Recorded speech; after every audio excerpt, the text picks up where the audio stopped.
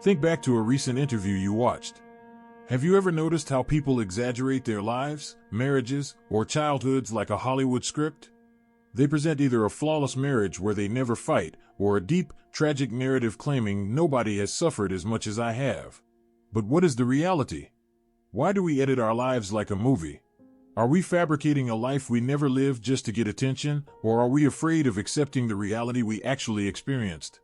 Today, we will explore the psychological secrets behind the dramatization of life, an obsession that has spread like an epidemic in our modern era. Every life experience is a memory, and memory is a combination of thoughts, behaviors, actions, emotions, and physical responses.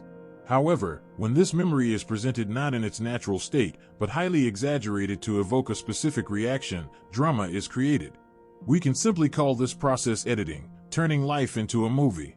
Imagine the process of shooting a film. Behind the scenes, reality is chaotic.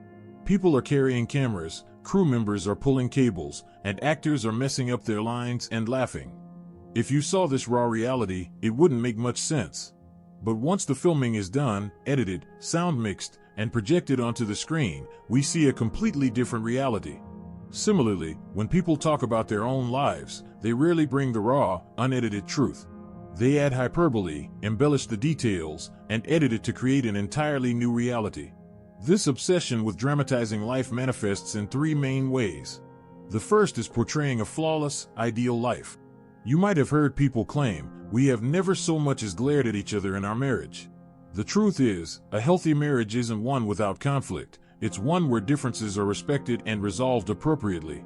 By presenting a fictional utopia as reality, they only make life harder for everyone else. The second manifestation is exaggerating grief and suffering. There is a profound saying, "Only the wearer knows where the shoe pinches."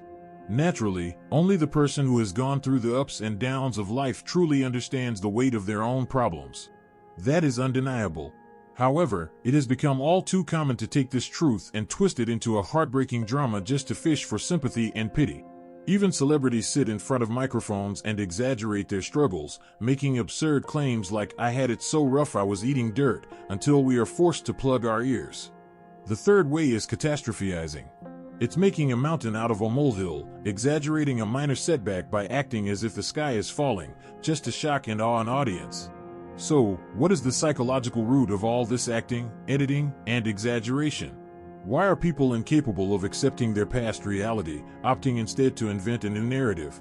Where does all this theatricality stem from? Why do people want to dramatize their stories this way? The first and foremost reason is an insatiable thirst for attention. In psychology, this internal void can be linked to narcissism and histrionic personality traits. It is the result of a deep desire for people to either look at them in awe and say, "Wow, what an incredible life," or to shower them with pity, saying, "Oh, you poor thing, look at everything you've been through." The second reason is the insecurity that arises from low self-worth. When the internal fear of "nobody cares about me, nobody wants me" takes over, exaggerating one's story serves as a defense mechanism to fill that void. Today's obsession with going viral is part of this exact phenomenon. We falsely believe that becoming a trending topic, getting people to talk about us, and controlling the narrative will bring us immense satisfaction. Sometimes, this behavior stems from an inability to accept our current reality. For instance, someone who used to be dirt poor and wore shoes with holes in them might struggle to accept that simple truth. So, to justify their current wealth, they invent a new narrative. Unless they turn their poverty into an epic rags-to-riches drama, admitting they were just ordinarily poor is too painful for them to bear. The irony is that nowadays, starved for originality, we turn every mundane, the daily struggle turns into a grand drama. Let's face it, the world is growing. It is a fact that the majority of people living here face daily pressures caused by poverty.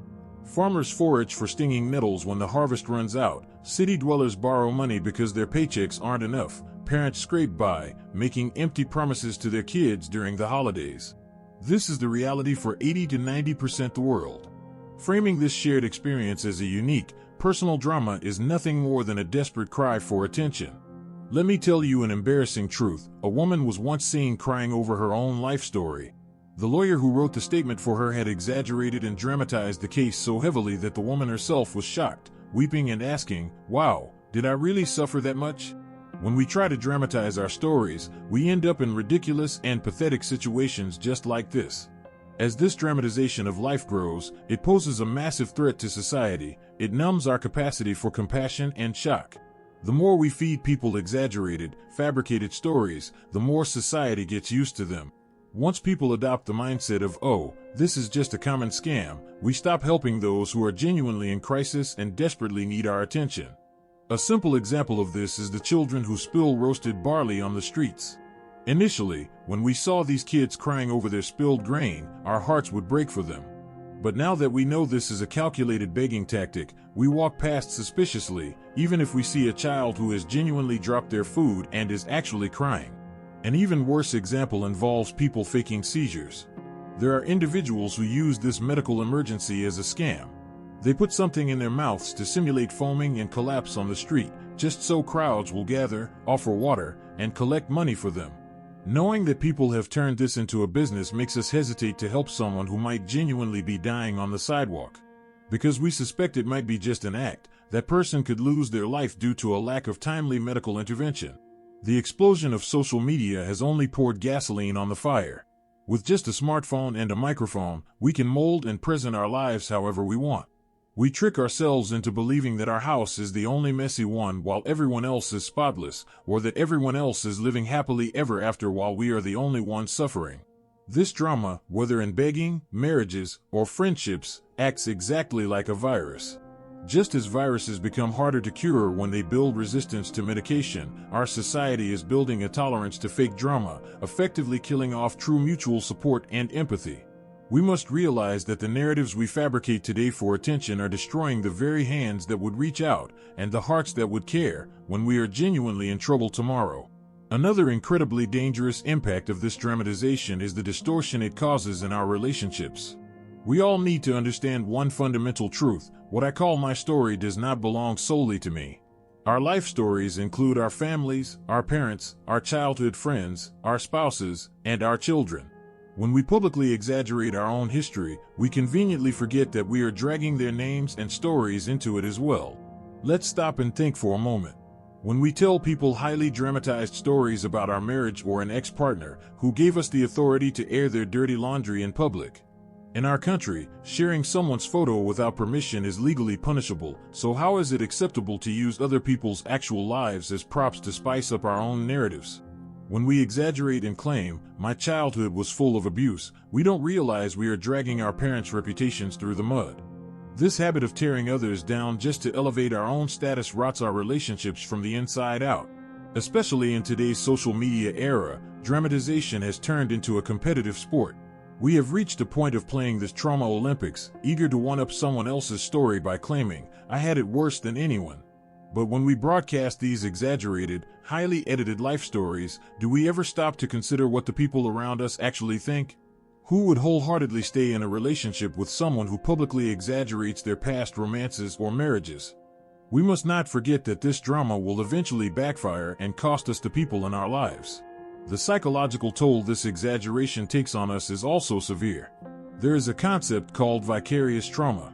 Professionals who constantly listen to horrific and difficult stories eventually exhibit trauma symptoms themselves.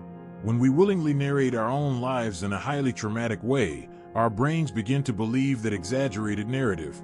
Even if it was something we successfully overcame, repeatedly retelling it with anger and sorrow causes our bodies to physically manifest bitterness, despair, and depression. Furthermore, by replacing reality with drama, we destroy real role models. We struggle to believe the stories of people who have genuinely survived adversity and could serve as true sources of strength. In a world where everything is an act, authentic resilience loses its place. So, what is the solution? How do we break free from this theatrical life? The first and most crucial step is to accept reality exactly as it is. Our past reality, no matter how bitter or mundane, is ours. Trying to erase or edit it is an exercise in futility. We need to practice the concept that it's okay not to be okay. Life is full of ups and downs, trials, and tribulations. That is simply the mark of being human, not a unique plotline that requires special dramatization. If we have shortcomings, we shouldn't try to cover them up with drama or exaggeration. A pit covered with a flimsy cloth is hidden only temporarily, the hole doesn't disappear. In fact, one day, someone will step on it and fall in, getting hurt even worse. Therefore, we should address our flaws through professional help, spiritual guidance, or honest conversations, not by putting on an act. In today's social media age, let's not forget that there are people who know every unedited chapter of our lives. The more we try to cover things up, the more the truth will inevitably surface. Let our lives stand as their own witnesses. A renowned philosophy teacher once said, "Truth does not need a special witness. It stands as a witness for itself and against falsehood." To prove that your house is beautiful, you do not need to talk about how dilapidated your neighbor's house is. Just build and beautify your own home. When people see it, they will testify to its beauty themselves. Our lives are exactly the same. If we don't exaggerate, embellish, or downplay it, the truth stands on its own. Instead of turning our lives into a movie, let's return to living in reality. The truth, all by itself, is more than enough. This has been an analysis of the obsession with dramatization in our lives. What meaning did this story hold for you? When will we start wholeheartedly accepting our own reality? Share your thoughts in the comments. Until we meet in the next video, stay true to who you are.